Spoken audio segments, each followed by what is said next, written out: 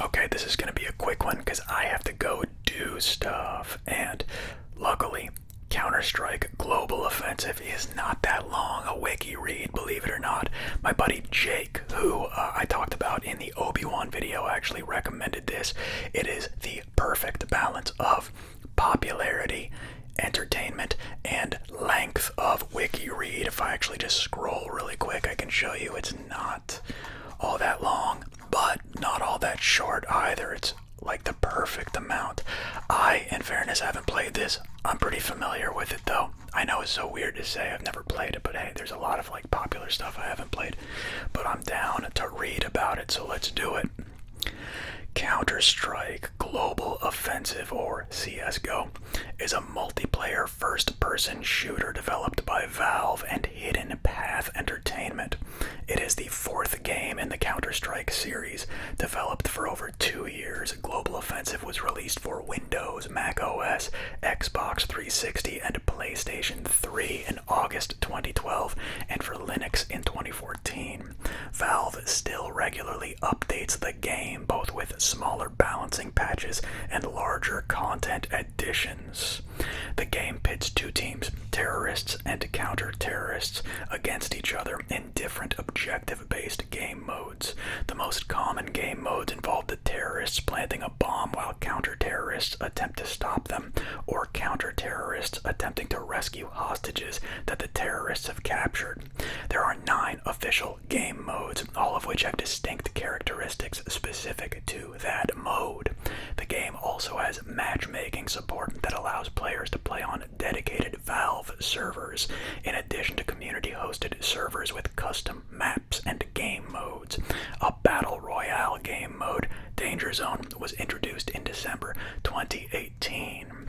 Global Offensive received positive reviews from critics on release, who praised the game for its gameplay and faithfulness to the Counter-Strike series, though it was criticized for some early features and the differences between the console and PC versions. Since its release, it has drawn in an estimated 11 million players per month and remains one of the most played games on Valve's Steam platform. In December 2018, Valve transitioned the game to a free-to-play model, focusing on revenue from cosmetic items. The game has an active esports scene, continuing the history of international competitive play from previous games in the series. Teams compete in professional leagues and tournaments, and Global Offensive is now one of the largest global esports. Gameplay. Global Offensive, like prior games in the Counter-Strike series, is an objective-based multiplayer first-person shooter. The two opposing teams, the terrorists and the counter-terrorists, compete in game modes to repeatedly complete objectives, such as securing a location to plant or defuse a bomb and rescuing or capturing hostages. At the end of each short round, players are rewarded based on individual and team performance, with in-game currency to spend on other weapons or utility in subsequent rounds. Winning rounds generally rewards more money than losing does, and completing map-based objectives, including killing enemies, gives additional cash bonuses. Global Offensive has 9 official game modes: competitive, casual, deathmatch, arms race, demolition, wingman, flying scoutsman, retakes, and danger zone. Competitive mode, the primary gameplay experience, pits 2 teams of 5 players against each other in a best of 30 match. When playing competitive, players have a skill rank based on a Glico rating system and are paired with and against other players around the same ranking.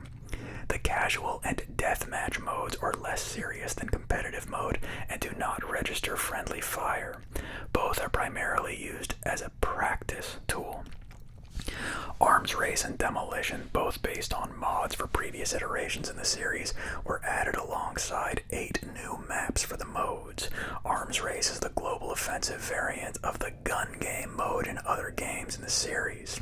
Demolition is another bomb defusal game mode with gun upgrades only given to players who killed an enemy in the previous round. Wingman is a Hey, I'm going to hide the trivia question here because it just said Wingman. I'm thinking of a Disney movie. I think it was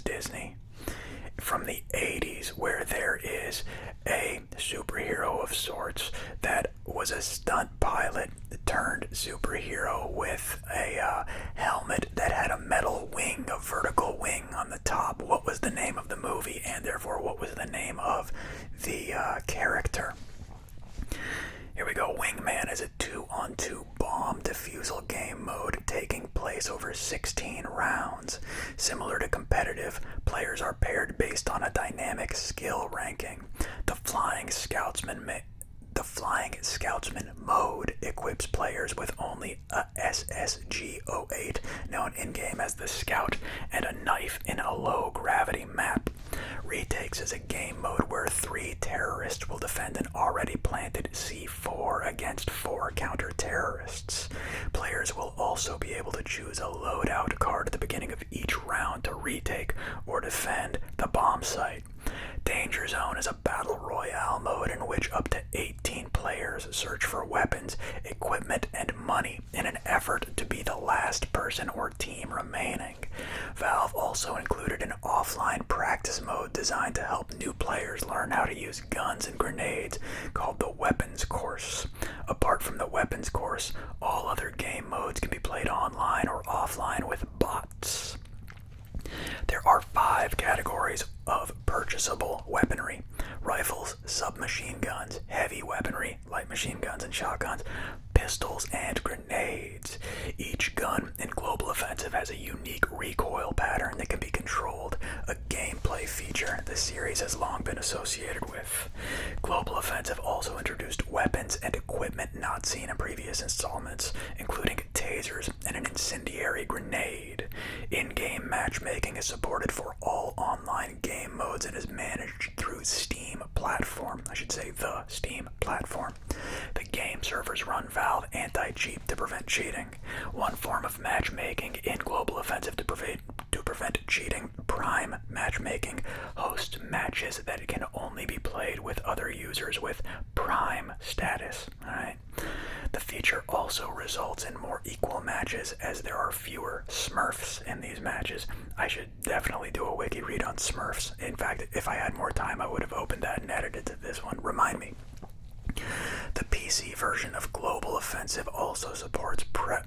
And I should say, just to clarify, I mean Smurfs in the video gaming sense, not in my favorite cartoon when I was a kid alongside He-Man. Anyway, the PC version of Global Offensive also supports private dedicated servers that players may connect to through the community server menu in-game.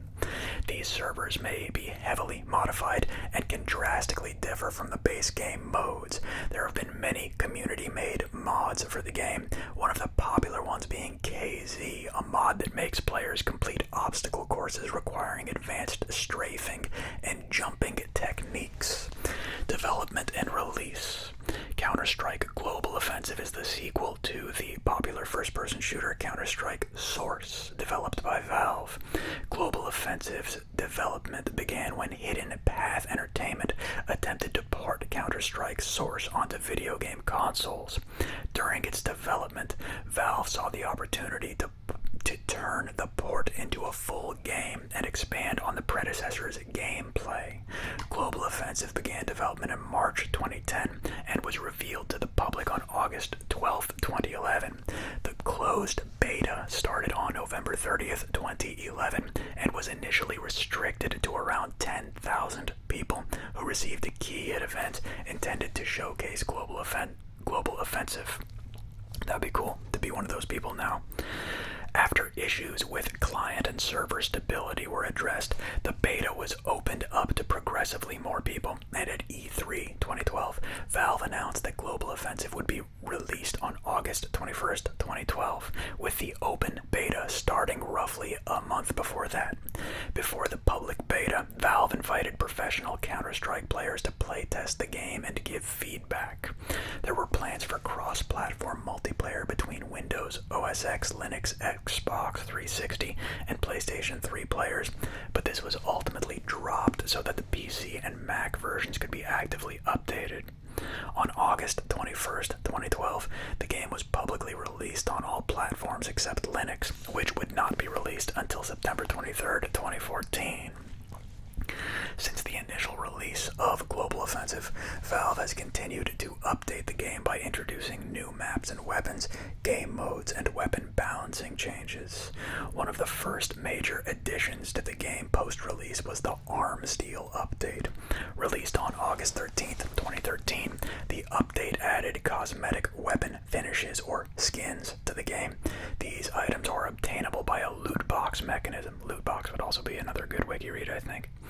Players players would receive cases that could be unlocked using virtual keys purchasing through in-game microtransactions.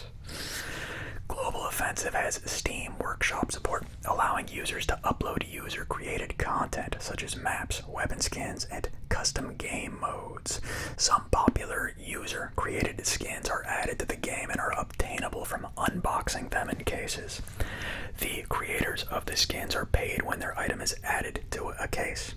These skins helped form a virtual economy in Global Offensive, leading to the creation of gambling, betting, and trading sites. The addition of skins and the associated virtual economy launched Global Offensive's player count past the other games in the Counter-Strike series and is one of the most important updates in the game's history. So, microtransactions, loot boxes, and all that stuff, did CSGO pioneer that shit? Or where did that start, I wonder? Events called operations are held occasionally and can be accessed through purchasable expansion packs in the form of operation passes.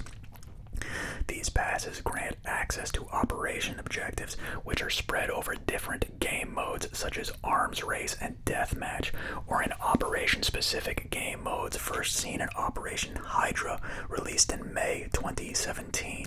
Completing these challenges rewards the player with XP and the ability to upgrade the operation coin.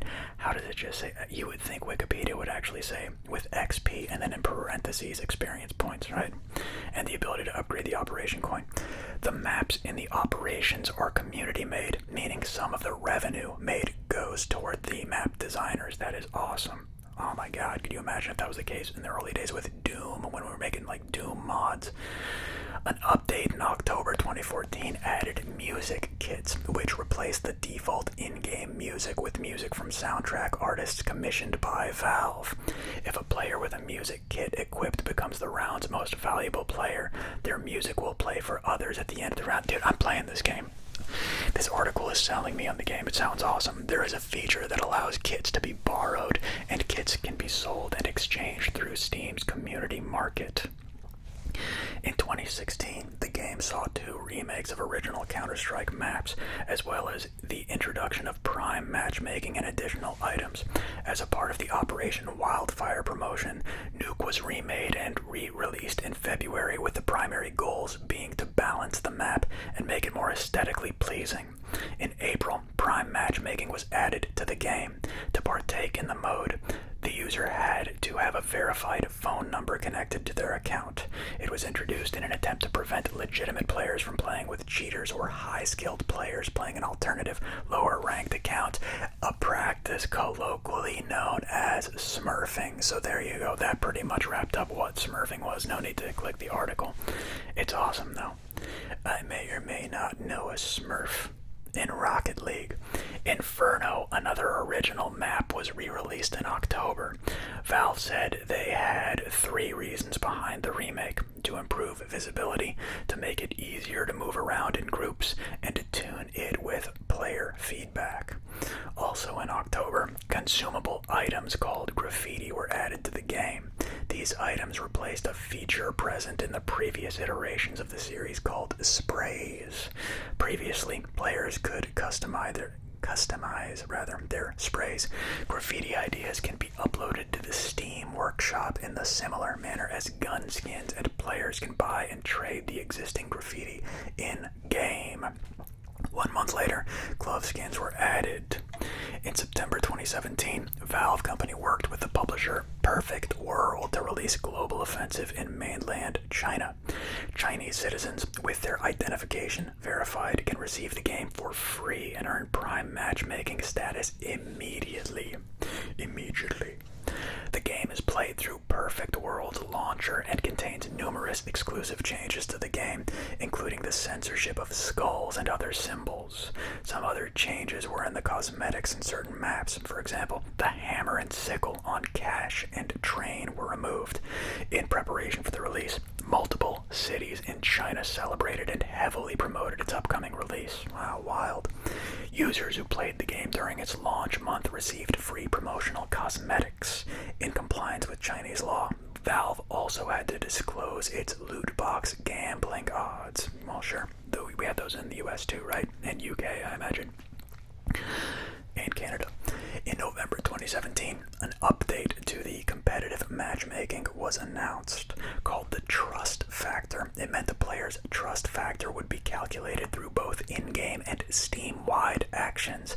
factors such as playtime on Global Offensive, times a user has been reported for cheating, playtime on other Steam games, and other behaviors hidden by Valve are taken into consideration when a user's trust factor is developed. This was done in an attempt to let the community bond back together in matchmaking, as Prime matchmaking separated Prime and non-Prime players from each other. Valve will not let users view their trust factor or reveal all of the factors deciding one's trust. In August 2018, an offline version of the game was released that allows players to play offline with bots. An update released on December 6, 2018 made the game fully free to play. Users who had purchased the game prior to this update were automatically updated to Prime status and given modes that can drop cosmetic items. In addition, the new version introduced a battle royale mode called Danger Zone. In November 2019, Operation Shattered Web was released. It operated similarly to the previous operations and introduced new character models and a battle pass system. In April 2020, source code for 2018 versions of Counter-Strike Global Offensive and Team Fortress 2 were leaked on the internet. This created fears that malicious users would take advantage of the code to develop potential remote code execution software and attack the game servers or players' own computers. Well, several ongoing fan projects temporarily halted development in wake of this news until better confirmation of the impact of the leak could be determined. Valve confirmed the legitimacy of the code leaks, but stated they do not believe it impacts servers and clients running the latest official builds of either game. In December 2020, Operation Broken Fang was released accompanied with a cinematic trailer, the first official Counter-Strike CSGO cinematic trailer in 8 years since the official launch trailer. In May 2021, a subscription service called CSGO 360 Stats was released for US 99 cents per month. It includes access to detailed match stats from official competitive, premier, and Wingman game modes, and the round win Chinese. I just said Chinese instead of chance. And the round win chance report introduced in Operation Broken Fang. The update was met with a mixed response from players, with many pointing to free third-party websites that provided similar stats. In September 2021, Operation Riptide was released, adding gameplay and matchmaking changes with new maps and new cosmetic items. Gambling, third-party betting, and money laundering. Wow, money laundering. That was left field, wasn't it? They're like, what do you got? Well, we got gambling. Okay, third-party betting, cool, and money laundering. Following the introduction of the Arms Deal update in August 2013, skins formed a virtual economy due to their rarity and other high-value factors that influence their desirability. Due to this, the creation of a number of skin trading sites enabled by the Steamworks API were created. Some of these sites began to offer gambling functionality, allowing users to bet on the outcome of professional matches with skins. In June and July 2016, 2 formal lawsuits were filed against these gambling sites and Valve, stating that these encourage underage gambling and undisclosed promotion by some streamers. Valve in turn began to take steps to prevent these sites from using Steamworks for gambling purposes, and several of these sites ceased operating as a result. In July 2018, Valve disabled the opening of containers in Belgium and the Netherlands after their loot boxes appeared to violate Dutch and Belgian gambling laws. Fascinating. In 2019, Valve made changes to Global Offensive's loot box mechanics due to a realization that nearly all of the trading on loot box keys was done by criminal organizations as a method of money laundering. Valve released a statement saying, in the past, most key trades we observed were between legitimate customers. However, worldwide fraud networks have recently shifted to using CSGO keys to liquidate their gains. At this point, nearly all key purchases that ended up being traded or sold in the marketplace are believed to be fraud-sourced. As a result, we have decided that newly purchased keys will not be tradable or marketable. Holy shit. That's incredible to me. Professional competition. There's a main article for Counter-Strike and esports. So, Global Offensive has one of the most popular esports scenes in the world. The Global Offensive professional scene consists of leagues and tournaments hosted by third-party organizations and Valve-sponsored tournaments known as Major Championships.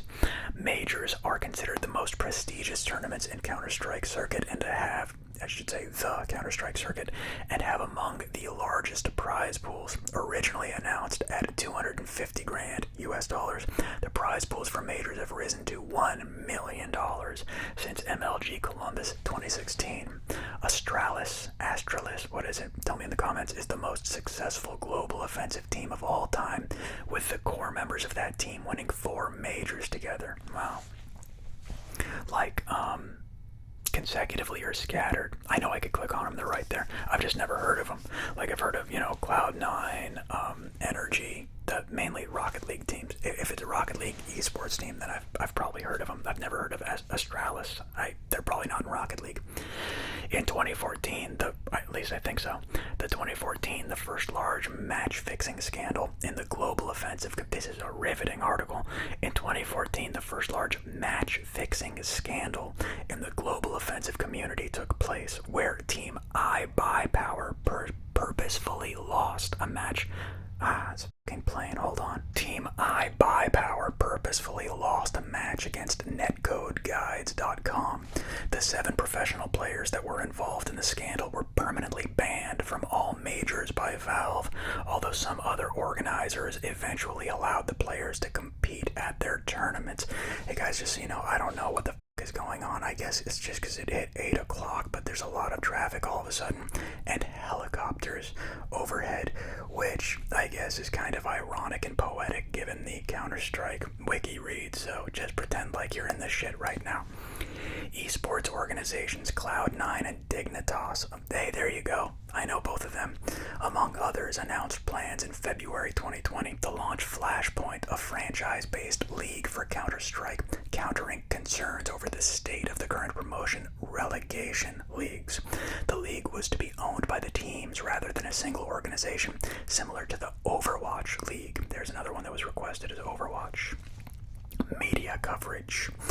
As the team and the scene grew in popularity, companies including WME, IMG, and Turner Broadcasting began to televise global offensive professional games, with the first being E-League Major 2017, held in the Fox Theater and broadcast on U.S. cable television network TBS in 2016. On August 22nd, 2018, Turner announced their further programming of Global Offensive with E-League's Esports 101, CSGO, and E-League CSGO Premier 2018's docuseries on the TBS network. Reception. Counter-Strike Global Offensive received generally positive reception from critics, according to review aggregator Metacritic. Since the game's release, Global Offensive has remained one of the most played and highest-grossing games on Steam. The game won the Fans' Choice Esports Game of the Year award at the Game Awards 2015. Reviewers praised Global Offensive faithfulness to the previous game Counter-Strike Source, with Alistair Pinsoff of Destructoid rating the game very highly and saying that Global Offensive is a polished and better-looking version of the game. GameSpot writer Eric Nayer said in their review that this game stays true to its predecessors by adding much content, but tweaking small amounts and retaining their best features. The reviewers at GamesTM wrote in their review that the game stood as a glowing reminder that quality game design is rewarded in longevity and variety. They also continued on to congratulate Valve that they had not only updated the popular game, but had completely outclassed its contemporaries. Martin Gaston of videogamer.com wrote that although he was too old to truly enjoy the game, he believed that it was a fine installment of one of the best games ever made, and that some people will experience what will become the definitive moments of their gaming lives. Xav de Matos for Engadget wrote for the, just so you guys know, most difficult part of Wiki reads, the reviews, because it always goes through a million reviewers, and they're from all over the world, and all of a sudden I have to speak other languages. It's not a racial thing, it's just, it speaks to my inability to effectively pronounce other languages. So sue me, right? Zav Dematos for Engadget wrote that for the price, Global Offensive is a great extension to that legacy. Mitch Dyer from IGN stated that Global Offensive is definitely a Counter-Strike sequel. It looks and feels familiar, with minor tweaks here and there to help balance old issues. And surprise long-time players. I butchered that. Some of the features in the early releases of the game were criticized by reviewers. GameSpy's Mike Sharkey did not believe that the new content added was good or that there was much of it, and said that the ELO rating system seemed ineffective with many players of various skill levels all playing at once. Throughout the early days of release, Evan Lottie from PC Gamer noted that the majority of new official maps in Global Offensive were only for arms race or demolition game modes, while classic maps were only given smart adjustments to minor details. Pinsoft thought that in its release state, it would not be the final version of the game. Paul Goodman said that for longtime fans of the series, Global Offensive will start to show the game's age, expressing that he couldn't help but feel that I had been there and done that a dozen times before.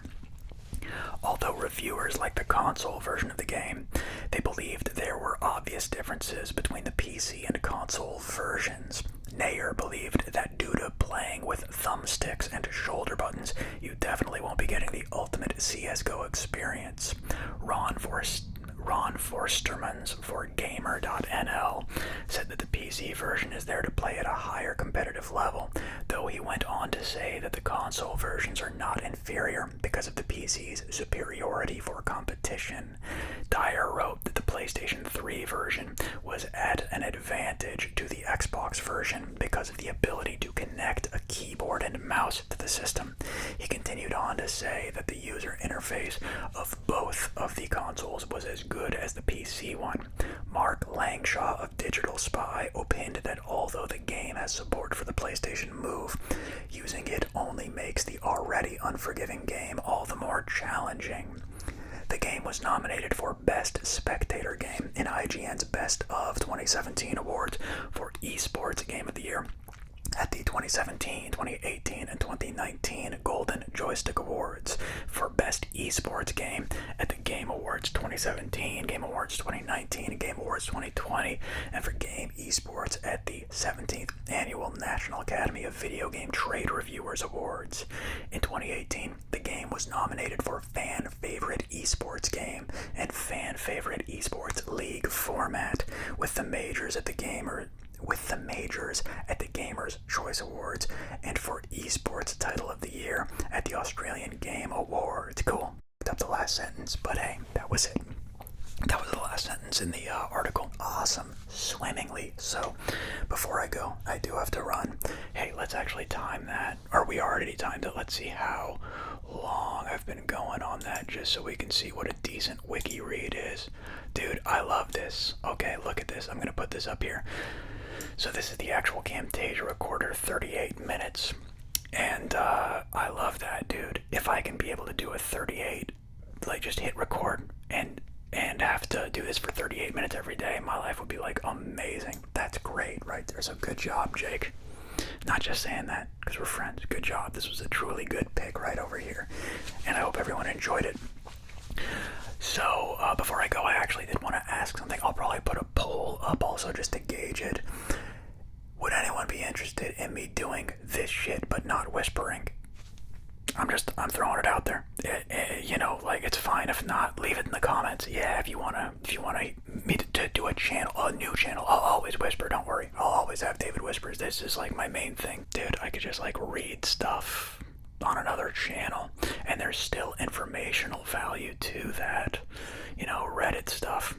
Read your comments, read whatever the hell. I could see it if I wasn't whispering, just speaking in my normal tone of voice. I actually sound like Gilbert Gottfried.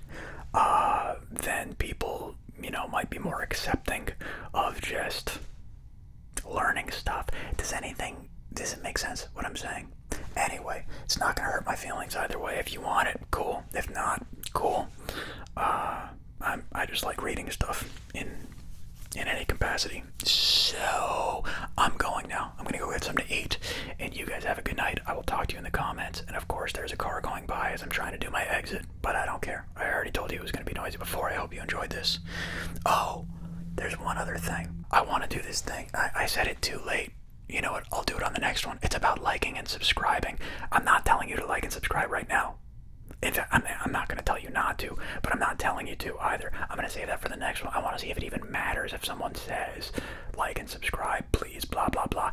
I've never actually liked anything and subscribed after someone told me to do it, and I'm curious if other people did also. It's why I've never said that. I think it's weird. I personally think it's weird, okay? I don't know if it works, but I've heard from other sources that it actually does work, I guess. Actually saying like and subscribe.